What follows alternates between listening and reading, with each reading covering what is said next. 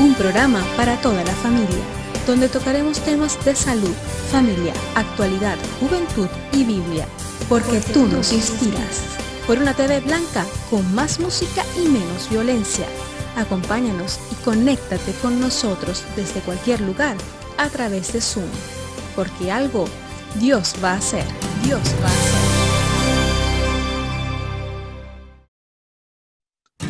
Buenas tardes a todos, bienvenidos a este programa Algo Dios va a hacer. Les habla Roberto Hernández, el conductor del programa, para los que no me conocen, y vamos a estar esta media hora pues juntos, compartiendo temas de actualidad como cada jueves. Hoy, como siempre, vamos a tratar un tema diferente, pero un tema muy interesante. Hoy vamos a abordar un tema que ha causado sufrimiento, ¿verdad? A muchas familias, sobre todo a muchas personas que viven o que han vivido adictas a las drogas. Por lo tanto, hoy el título del programa es Libre de Adicciones. Creo que el tema ya de por sí es un tema interesante, así que les ruego que se queden con nosotros. Hoy tenemos con nosotros para hablar de este tema de una forma muy especial, porque va a hablar desde su experiencia personal a Mercedes López. Buenas tardes, Mercedes López. Dios te bendiga. ¿Qué tal estás? Hola, buenas tardes, Roberto. Que el Señor te bendiga. Aquí estamos, bien, conectados. Qué bien que hayas atendido a nuestra llamada y estés con nosotros hoy, porque sé que nos vas a explicar con mucho detalle todo el proceso, ¿verdad?, que has vivido a lo largo de tu vida, y seguro va a ser de mucha bendición y de mucha ayuda para mucha gente. Quisiera, antes de nada, pues poner un poquito al día, ¿verdad?, a la audiencia, y contarles que en las últimas décadas el número de adictos y de consumidores de drogas a nivel mundial entre los años 80 y los años 90 aproximadamente era de 180 millones de personas, 180 millones de adictos. Y esta cifra pues no se ha quedado ahí, sino que ha ido en aumento, ha ido progresivamente aumentando hasta llegar a situarse en 269 millones de adictos justamente en este año en el que nos toca vivir, en el 2020. De toda esta gente que está enganchada, ¿verdad?, en diferentes drogas, hay 35 millones que sufren secuelas gravísimas, ¿verdad?, y trastornos por causa del consumo de las drogas. Y como consecuencia de todo esto, según la ONU, ¿verdad?, la Organización de las Naciones Unidas, las muertes vinculadas al consumo de drogas en el mundo alcanza la cifra de 585.000 muertes en 2018. O sea que del 2018 al 2020 es muy probable que todavía hayan aumentado más. Mercedes, ¿qué te produce? Te produce un poco de vértigo, ¿verdad?, escuchar estas cifras. Así es, pues, Roberto, tristemente en nuestra familia, 2 hermanos míos murieron de sobredosis en 1991, se llevaron de diferencia de tiempo 10, 12 días entre ellos, entre la muerte de cada uno, mi hermana mayor y mi hermano menor. Y en el año 2016 murió mi hermano Antonio en Bolivia, estaba allí enganchado con la cocaína y murió, pero murió del SIDA en Bolivia. Así que me afecta personalmente por mis hermanos y me afecta por ver vidas que tienen tanto para dar y tanto potencial y que acaben sus días en la trampa de las drogas, que causa pavor, es terrorífico el conocer estas cifras. Fíjate que en los años 80, 90, que fueron unos años terribles, como tú cuentas, ¿verdad?, ya unos años terroríficos, en cuanto al consumo de la droga, la heroína se expandía por todos los barrios, por todas las ciudades y a nivel mundial. Y me gustaría saber, Mercedes, ¿dónde te encontrabas tú justamente en esa década, ¿no?, en la década de los 80, allí por el año 79, 80? ¿Qué estabas haciendo? Sí, pues mira, Roberto, en los años 80 yo estaba bien atrapada en la heroína. ¿Sí? Vivía entre Alicante, Barcelona, en el barrio de la Plaza Real, y ya estaba adicta a la heroína, teniendo que inyectarme la dosis diariamente. me imagino que serías muy joven en esa época, pues prácticamente una adolescente. Sí, tendría como alrededor de 20 años, sí. Bueno, 18, joven, ya 20 joven. años. Claro, me imagino que como mucha gente de la parte de Andalucía, en España, vinieron aquí a Barcelona a trabajar. Imagino que tus padres llegarían como inmigrantes, ¿verdad?, a trabajar aquí. Y imagino que te criaste pues, en algún barrio específico de Barcelona. Lamentablemente había, bueno, muy pocos barrios que se salvaran del consumo de droga a la juventud. Fue unos años tremendos, ¿no? Cuando tú llegas con tus padres aquí a Barcelona, ¿te considerabas una adolescente o una joven feliz? ¿Te sentías feliz, Mercedes? Quiero rectificarte que mis padres llegaron aquí en los años 50 y algo, Sí. y yo nací en Barcelona. ¿Ya Somos, naciste éramos aquí? una familia de 11 hermanos, sí. Nacimos 9 de los 11 hermanos, nacimos todos aquí en Barcelona. Y cuando yo nací vivíamos en el barrio de la Trinidad Nueva. Y bueno, ya poco más que decir. Mis padres llegaron, como tantas familias de españoles del sur de España, concretamente desde la región de Murcia, de Mazarrón, y llegaron para acá, como tantas otras familias, pues con 2 criaturas, y llegaron aquí a Barcelona para asentarse y encontrar una vida laboral y económica, para mejorar su vida laboral y económica. Así entonces tú ya naces aquí en Barcelona, eres, ¿verdad?, de una familia, podríamos decir, numerosa, de muchos hermanos, Muy numerosa. muy numerosa. En aquella época, ¿verdad?, se tenían muchos hijos. Y quizá, no sé, preguntarte, en esos momentos de tu vida, ¿te encontrabas con ganas ya de volar de tu hogar? ¿A qué edad abandonas el hogar para hacer tu propia vida y hacia dónde te diriges? Sí, pues como teníamos una familia bastante problemática, mis padres cambiaban mucho de domicilio, nosotros sin entender por qué, y en la edad de 13 años nos encontrábamos viviendo en Alicante. Y allá en Alicante estaba en el último grado de, con lo que se dice ahora, el graduado escolar que se llamaba antes, estaba en octavo. Y ahí empecé a contactar con amistades que no me convenían, pero que yo las buscaba, me atraía esa vida de fumar a escondidas y fumar porros a escondidas, y empecé a escaparme de casa. Tenía la edad de 13 años. O sea, a los 13 años sales de tu casa, pero sin rumbo alguno. ¿Dónde estabas viviendo? ¿Dónde estabas por las calles? ¿Cómo era tu vida en ese momento? Pues, entre comillas, muy feliz, porque yo me hice hippie y estábamos en una pandilla de hippies, de estos de tocar la guitarra, fumar porros, tomar anfetaminas, beber alcohol, dormir en la playa. Era una vida de hippies, drogas y hippies. Iba de vez en cuando a casa de mis padres a por dinero, a cambiarme de ropa, a ducharme. En fin, ¿tú conociste la época hippie? Bueno, sí, desde otro ángulo. También somos un poco casi de la misma edad. Sí, sí, pero bueno, fue una etapa un poquito en la que la juventud quería experimentar, conocer, hacer cosas diferentes. Había un poco de rebeldía, ¿verdad? Un poco en el corazón de la juventud. Sí.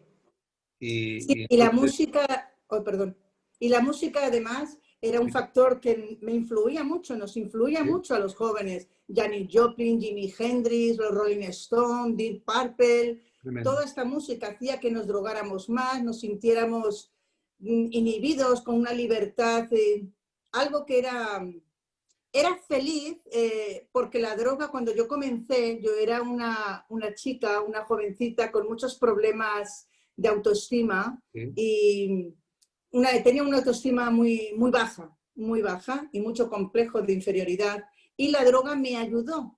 Es que me ayudó a liberarme y a poder hablar con los demás sin tartamudear, sin sentir vergüenza ni nada, pero lo que me ayudó luego, claro, se dio la vuelta. Fíjate que hay mucha gente bueno, de tu edad, de nuestra edad, que seguramente habrán vivido cosas muy similares a las que está escuchando en esta tarde. Pero tú apareces en Barcelona porque hay algunas zonas de Barcelona, ¿verdad?, que en esa época eran bastante difíciles. Incluso, bueno, llegaban horas en las que la noche no se podía transitar el peligro que representaba. Y estoy pensando en la zona de todo lo que es Rambla, Plaza Real, calle Esculliders. En ese tiempo, ¿conociste tú esa zona, toda esa zona, esa parte de Barcelona, Mercedes? Pues sí, porque cuando me escapé de casa de mis padres a los 13 años, me vine para Barcelona con otras dos amigas también, que éramos las tres hippies, y nos vinimos para acá a la Plaza Real y ya pues Real, calle Escudillers, que como tú dices, era una zona muy peligrosa, muy conflictiva, donde por la noche no se podía ni pasar. Habían muchos tirones de bolsos, por los callejones, pero ahí estábamos nosotras y como formábamos parte del grupo de delincuencia, pues era como encontrarnos en nuestro lugar. Hasta la misma policía no se atrevía en según qué momentos a entrar a esas zonas, ¿no? O sea, como que si podían ir por otros sitios, mejor, ¿no? Así es, así es. Lamentablemente, Mercedes, si pudiéramos hablar solamente de un barrio en Barcelona, ¿verdad? Pero es que Barcelona entera, todos los barrios de tanta gente que vino a trabajar aquí, a barrios, gente obrera, gente trabajadora, salían a trabajar todo el día y los hijos muchas veces quedaban expuestos a eso, ¿no? A experimentar y a probar cosas que sin darse cuenta les iban a atrapar. Ahora, es raro, yo recuerdo que era raro, ¿no? En aquel tiempo que en alguna familia no hubiera algún problema de droga. O sea, si no era un hijo, era un sobrino, si no era el cabeza de familia, pero había problemas de droga casi en todos los hogares por causa de la heroína. Mercedes, antes de que todo se torciera, porque claro, tú me dices que tú te sentías muy feliz en ese tiempo, la droga te ayudó un poquito a relacionarte con los demás, te dio una euforia que antes no tenías, pero hay un momento en la historia en que esto se tuerce. Cuéntame de alguna forma, cuando comienza la cosa a torcerse, ¿qué te hubiera gustado alcanzar en la vida? En lugar de seguir por ese camino, ¿te hubiera gustado pararte en el camino y haber tomado otro rumbo? Pues sí, a mí me gustaba mucho estudiar. Era una estudiante bastante, bueno, brillante, no vamos a decir, pero casi. Sacaba sobresalientes en matemáticas, en dibujo, en lenguaje. Me gustaba mucho estudiar. Todas mis notas eran de notable al sobresaliente. Y en dibujo también, incluso los profesores le decían a mis padres que invirtieran en mi vida, porque era buena estudiante y claro, yo se dice que si volviera a nacer o pudiera volver a dar la vuelta atrás, pues sí, claro que sí, hubiera estudiado matemáticas empresariales, alguna carrera así, me hubiera encantado, la verdad, pero por causa de las drogas, desgraciadamente, ya cuando terminé el 8º curso, el graduado escolar, yo no volví a estudiar ni retomé nada de... Mis sueños se truncaron, tenía ilusiones y tenía sueños, ¿no? Como cualquier joven, ¿verdad? Pero por causa de la droga, pues, y las amistades. Quiero recalcar bien el tema de las amistades, porque por las amistades, no es que las amistades tengan culpa, la culpa la tiene uno, ¿verdad? Pero según con qué clase de personas te relacionas, así vas a encauzar tu vida hacia un futuro. Si yo me junté con hippies, pues ¿qué iba a cosechar de esas relaciones? Claro. Solamente drogadicción y una vida de libertad, libertinaje, que no me convenía para nada. Al principio la juventud tiene un poquito de temor a las drogas y comienzan con lo que a veces entendemos como drogas blandas, empiezan a experimentar, primero empiezan con el alcohol, luego pasan a consumir hachís, etcétera, etcétera, ¿no? Pero en algún momento te encuentras en ese momento decisivo de drogarte de una forma seria y en algún momento tienes el primer contacto con la heroína. ¿Cuándo fue eso, Mercedes? ¿En qué momento fue eso? Pues a los 13 años. Es que casi ya me faltaba pocos meses para cumplir los 14, que ya me pinchaban la morfina y la heroína, que fue cuando vine a vivir a Plaza Real por las pensiones de este barrio, ¿verdad? Sí. Y ya estaba enganchada. Yo me di cuenta que estaba enganchada porque me despertaba por la mañana y me dolía todo el cuerpo. Digo, ay, nos duele todo el cuerpo, Angie. Le decía a mi amiga. y decía, vamos a buscar una dosis, a ver si se nos pasa. Y ahí fue cuando nos dimos cuenta que estábamos atrapadas en las redes de la heroína. En ese momento te das cuenta de que no puedes vivir sin la droga, tienes que consumir cada vez más y llegaste a consumir diariamente, imagino que cantidades pues, que da miedo hasta recordarlas, ¿verdad? Uh-huh. Así es. Lo que para mí al principio la droga fue divertido, podríamos decir, ya no me drogaba para divertirme, ya me tenía que inyectar para quitarme el dolor del cuerpo, para quitarme el malestar de mi cuerpo, el síndrome de abstinencia. Y por todo ello, pues tenía que consumir diariamente y sí, diariamente tenía que inyectarme varias veces. Porque la droga sigue estando ahí, ¿eh? O sea, hablamos de esos años porque son los que quizá hemos vivido nosotros y recordamos como el comienzo, ¿verdad? Pero hoy existen no las drogas quizá tanto que existían antes, pero hay otras drogas nuevas que llevan a la juventud a la perdición.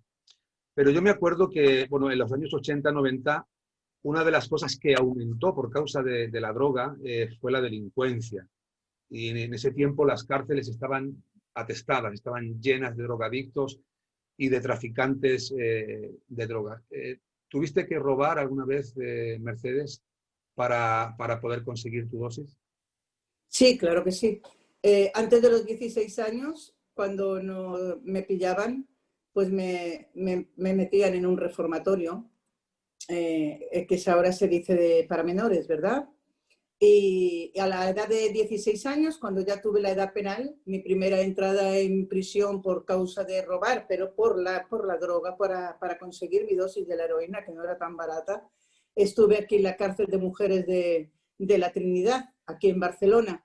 Y ahí fue mi primera entrada y ya después pues seguí entrando en prisión por robo, por tráfico de drogas y por robos.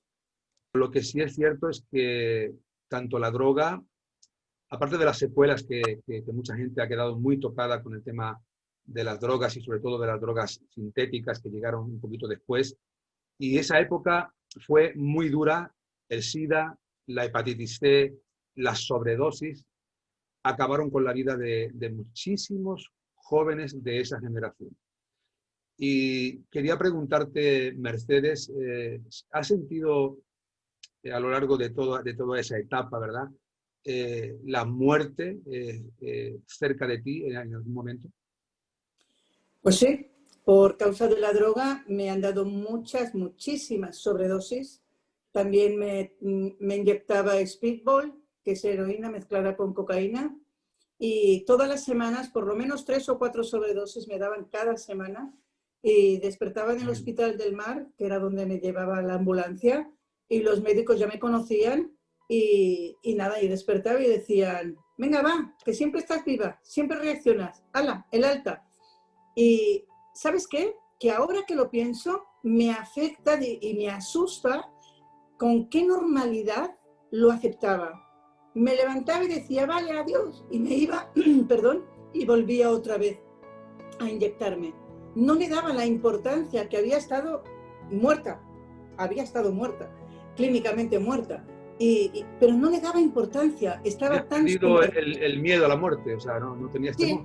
No había temor de muerte, porque simplemente yo había nacido para ser drogadicta y mi fin iba a ser morir de una sobredosis o de una puñalada. También me he visto en peligro de muerte en muchas peleas en el barrio chino de Barcelona, pues peleas por las drogas, peleas porque me han vendido material malo, y ahí iba yo, iba con mi compañero y habían puñaladas, y, en fin, Dios me ha librado verdaderamente de la muerte. Dios me ha librado de muerte de sobredosis, de muertes de peleas, de muertes que me he encontrado involucrada también por hombres que ofreciéndome dinero me han llevado a una montaña, me han pegado una paliza, me han dejado ahí tirada como muerta. Sí, he estado en las puertas de la muerte muchas veces. Viéndote en este momento, ahora mismo hablar con la seguridad que hablas, la entereza con la que hablas y sobre todo viéndote,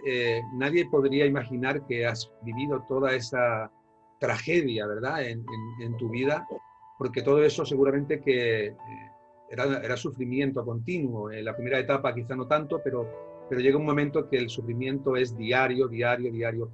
La pregunta que todos se están haciendo en esta hora, la audiencia está escuchando atentamente, pero quiere saber cómo consigues escapar, cómo dejas las drogas para comenzar y empezar una nueva vida, una nueva etapa diferente. ¿Cómo consigues escapar de esto? Pues mira, Roberto, yo consigo escapar. Los últimos años de mi vida con la heroína, piensa que estuve más de 15 años adicta a la heroína. Son muchos años adicta, todos los días delinquiendo o incluso vendiendo mi cuerpo para conseguir dosis, ¿verdad? Los últimos años de la vida de un drogadicto es miserable, es miserable. Yo no quería ser drogadicta, pero tampoco, no quería más droga, pero tampoco sabía ni tenía motivo ni propósito para dejar la droga.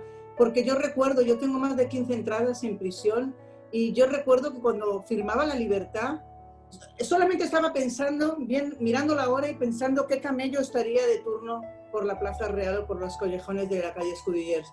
Era mi único objetivo. Entonces, cuando yo a veces pensaba, había tenido muchos intentos de suicidio, me ponía sobredosis a propósito, pero siempre revivía y siempre pensaba, pero ¿por qué estoy viva? Yo me quiero morir. Me metía grandes dosis y no moría, perdía el conocimiento y no moría, ¿no? Y yo recuerdo que pensaba, bueno, y curarme de la droga, dejar la droga, ¿para qué? ¿Para qué si no tengo nada? No tengo hijos, no tengo nada. ¿Qué propósito? Trabajar, levantarme, comer, dormir, volver a levantarme, una vida normal, que en mi vida había trabajado legalmente hablando, ¿no? Nunca había trabajado ni nada de eso. No tenía incentivo para dejar la droga, pero lo que sí sabía es que no me quería morir en un callejón apestoso de una sobredosis o de una puñalada o del SIDA en un hospital, porque también adquirí el HIV en el año 86 y sabía lo que no quería, pero no sabía qué quería. Entonces había una lucha interna en mi vida con mi compañero Agustín Soto, el cual ahora es mi marido. Los dos sabíamos lo que no queríamos, pero no sabíamos cómo conseguir dejarlo, ni el por qué, ni para qué, ¿no? Y pude escapar de esos lazos de la drogadicción porque alguien me vino allá a la Plaza Real y me dijo estas palabras: Jesucristo te ama y puede y quiere cambiar tu vida. Y yo le respondí: a mí no me vengas con esas, que yo eso no lo necesito. Y se lo llevé a mi marido. Digo, toma, háblale a él, que él sí que quiere, él sí que quiere, yo no. Y yo no quise. Quería, pero algo en mí había que me impedía yo pienso que era la falta de confianza ya en la humanidad, la confianza en los seres humanos, que no había nada bueno, no creía que existía nada bueno en la vida. Tanto tienes, tanto vales, si tú no me lo quitas, yo te lo quito a ti, si tú no me das, yo te doy. En fin, y no creía. La solución para tu vida que tú necesitabas, que en este caso Jesús te ofrecía una nueva vida, Él podía cambiar, transformar tu vida por completo. Tú se la recomendabas en este caso, a Agustín, que era tu pareja en ese tiempo, sí. Pero no lo veías como una solución para ti, pero llega un momento en el que tienes que rendirte a Jesús para que Él comience a hacer una nueva obra en ti y cambiar a la nueva Mercedes, que es la que estamos viendo en este momento. Entonces, ¿en qué momento tú decides comenzar a buscar al Señor como la solución para tu vida? Pues mira que Agustín ingresó en un centro de rehabilitación cristiano y por causa de que él ingresó, sí, pues yo iba a buscarlo allí a la iglesia, pero iba a sacarlo, no iba a buscar ayuda. Yo iba a sacarlo para que estuviera conmigo otra vez en las calles y otra vez a inyectarnos. Y en esos momentos yo veía a Agustín como levantaba sus manos y decía aleluya y cosas así, ¿verdad? Y yo decía, bueno, ¿esto qué es, no? Y digo, bueno, si él está aquí, cuidado, yo estoy en la calle robando todo el día, pinchándome todo el día y haciendo todo lo que no quiero hacer, quizá puedo yo también probar. Y me dijeron, Cristo te ama a ti también, Merche, Cristo te ama, tú tienes aquí un lugar. Y créeme que yo cuando entré en un hogar de recuperación cristiano, yo no entré por buscar a Dios, Yo no entré por nada de eso. Yo sé ahora que fue Dios el que me llamó, fue Dios el que me rescató, fue Dios el que me buscó. Lo que en ese momento yo no entendía, ni creía en Dios, ni creía que Jesús murió por mí. Lo que sí sabía era lo que no quería. Y dije, bueno, como no tengo nada que perder, entraré en este hogar de recuperación y a ver si cambio, y a ver si hay un cambio en mi vida. Y en el transcurso de los meses, yo iba a la iglesia con las mujeres del centro de recuperación, levantaba mis manos, cuando había que decir gloria a Dios, yo decía gloria a Dios, pero yo no era salva. Yo ya llevaba 3 o 4 meses en la iglesia. En el centro de rehabilitación tenemos que ir a la iglesia, todos los de la casa de recuperación, tanto hombres como mujeres. Teníamos estudios bíblicos por la mañana, por la tarde, en la noche, oración, ayuno, todo, pero yo no creía que Jesús había muerto por mí.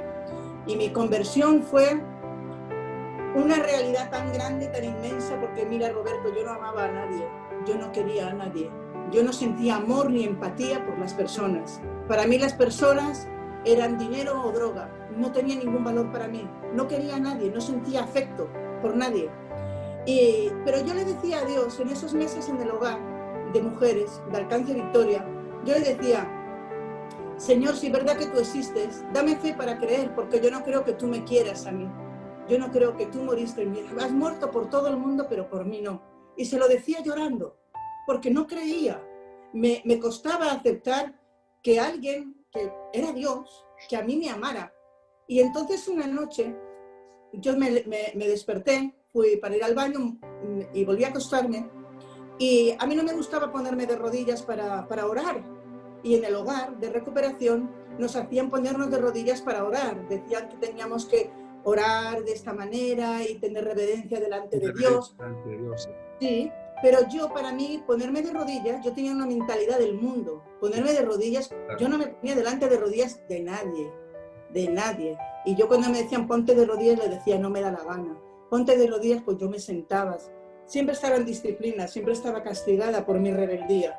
Y esa madrugada, yo regresé a mi cama, ya eran como 4 o 5 meses de estar en el hogar y de costarme tanto recibir a Cristo en mi corazón. Y no podía dormir y sentía muchas ganas de ponerme de rodillas. Y yo pensaba, ay, me estoy quedando tonta, ¿no? Y me daba la vuelta. Y unas ganas, unos deseos tan grandes tenía de ponerme de rodillas. Oye, me tuve que levantar y ponerme de rodillas. Y cuando me puse de rodillas, empecé a llorar con un dolor que me salía desde las entrañas. Y un dolor y un llanto, que yo desperté de rodillas y la directora vino y me llamó a las 6:30 de la mañana que nos despertábamos. ¿Sí? Me viene y me dice, Merche, y la miro y la vi bella y la quería. Y entonces me levanto y le doy un abrazo y le digo, Leti, te quiero, perdóname por todos mis insultos, mi falta de respeto, mi desobediencia, por mis burlas de ti. Perdóname, te quiero mucho, de ahora en adelante voy a respetar la Biblia, voy a respetar todas las normas y todo, te quiero. Y le di un abrazo y me dice, ¿tú has tenido un encuentro con Jesús? Digo, ¿ah, sí? Y me dice, sí. Dice, ¿no sientes algo diferente? Digo, que te quiero. Y yo no podía querer. Entonces esa fue mi conversión. Qué hermoso. El ponerte de rodillas fue una forma de humillarte delante de Dios y reconocer la necesidad que tenías tan profunda del Señor. Fíjate que en las Escrituras, en la Biblia, en la palabra de Dios, hay un pasaje muy conocido que se encuentra en el Evangelio de Juan, en el capítulo 8, que dice que Jesús mismo dice, si vosotros permaneciereis en mi palabra, seréis verdaderamente mis discípulos y conoceréis la verdad y la verdad os hará libres. Tú necesitabas libertad, necesitabas escapar de la esclavitud de las drogas, porque la droga no es más que algo que te apresa, que te ata las manos, son como unas cadenas que no te dejan vivir. Y sin embargo, Jesucristo llega a un momento determinado, de una forma sencilla, ¿verdad? Pero Dios entiende el lenguaje del corazón. Quizá a lo mejor no expresaste una oración muy bonita, pero la humillación delante del Señor, sí, el Señor la reconoció y la vio. Y el Señor entiende ese lenguaje, el lenguaje del corazón, cuando uno se humilla delante de Él. ¿Verdaderamente puedes decir en esta hora que Jesús es quien te ha hecho libre? Pues sí. Y mira, en el Salmo 124 Sí. capítulo 124 y versículo 7 dice así: nuestra alma escapó cual ave del lazo de los cazadores, se rompió el lazo y escapamos nosotros. Quien rompió esas cadenas en mi vida fue Jesucristo, fue Cristo en mi vida, porque nada ni nadie, ninguna medicación ni ninguna persona podía transformar mi corazón. Yo cuando estaba en la casa de recuperación, yo vi que mi problema no era la heroína, porque la heroína pasas el síndrome de abstinencia, a las 2 semanas, 3 semanas ya puedes empezar a dormir y todo, pero luego estaba yo, la verdadera Merche, sin drogas, sin nada, desnuda ante mí. ¿Quién era yo? ¿Qué estaba haciendo con mi vida? ¿Qué era lo que yo quería? Y lo que yo necesitaba era creer en Dios. Yo quería creer como creían todos ellos, tener ese gozo, esa paz, esa tranquilidad.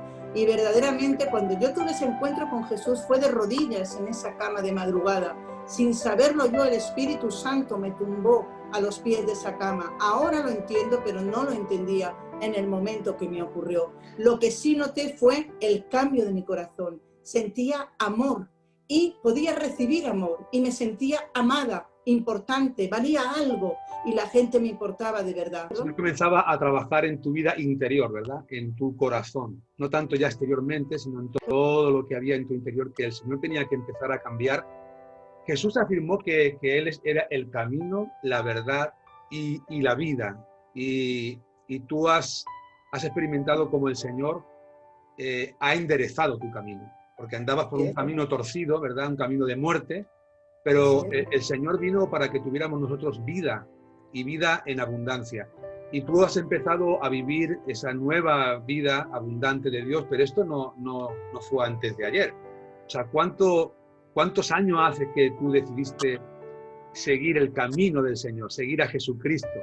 Pues yo ingresé en el hogar a finales de los años 90, en el 91 me convertí al Señor hasta ahora.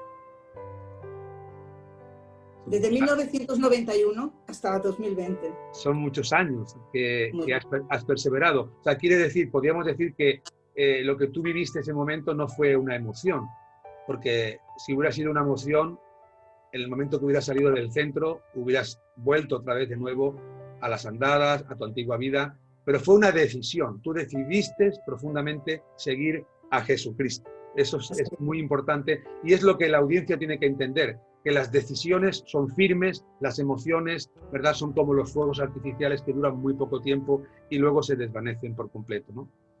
Así que es muy posible que en esta hora, estamos terminando casi el programa, vamos a terminar en breve, pero la gente que nos está escuchando, nos está viendo también, tienen que saber que se puede salir de la droga, ¿sí? Y además, no solamente de la droga, de las otras muchas adicciones que hay. Porque no solamente uno es adicto a las drogas, sino que hay muchas otras adicciones que la gente está padeciendo en estos tiempos. Cuéntanos qué se tiene que hacer. O sea, si una persona en esta tarde decide entregar su corazón y su vida y humillarse como tú lo hiciste en aquel momento determinado de tu vida, ¿cómo se pueden dirigir a Dios? ¿Qué tienen que hacer para recibir a Jesucristo y experimentar la libertad que Él da? De una forma sencilla. Escuchar la palabra de Dios, porque la fe viene por el oír y el oír la palabra de Dios. Yo no tenía fe, yo cada día escuchaba la palabra, yo cada día escuchaba mensajes y yo quería creer y no podía, pero la palabra de Dios dice en la Biblia que es viva y eficaz y penetra hasta lo más profundo de los tuétanos del alma y del corazón.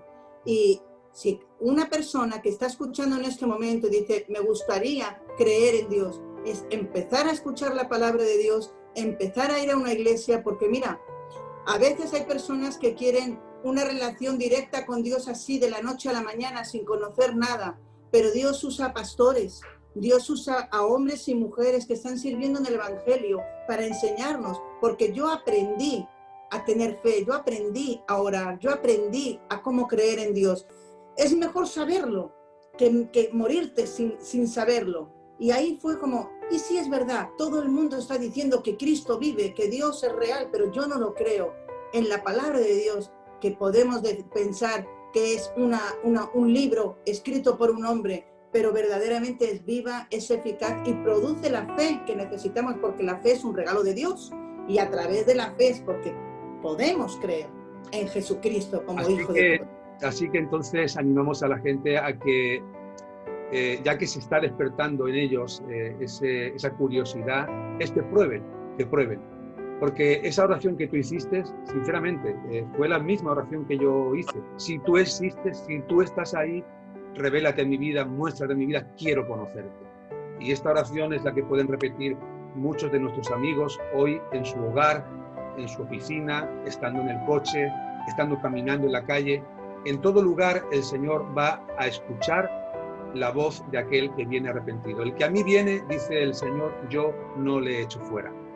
Mercedes, el tiempo se nos agota, pero yo sé que, nos gustaría conocer muchísimas cosas más de tu experiencia, de tu vida y de tu vida nueva, ¿verdad? Porque verdaderamente todos estos años habrán sido momentos preciosos con el Señor, pero yo quiero decirle a la audiencia, ¿verdad?, que tú has plasmado con mucho más detalle tu vida y sobre todo también esa nueva vida en Cristo, y la has plasmado en un libro que has escrito recientemente, lo tengo aquí conmigo. Sí. Este libro tiene por título La cara oculta de la adicción, ¿verdad? Es un privilegio, te doy las gracias porque ayer lo recibí, no lo he podido todavía leer, pero sí tengo aquí tu firma y tu dedicación, así que me alegro mucho, gracias por este regalo, le doy mucho valor. Y yo sé que mucha gente que se ha quedado con ganas, ¿verdad?, de saber más de ti y de saber más de esa nueva vida en el Señor. Y si quisieran la gente, la audiencia, conseguir este libro, ¿cómo es que pudieran conseguirlo?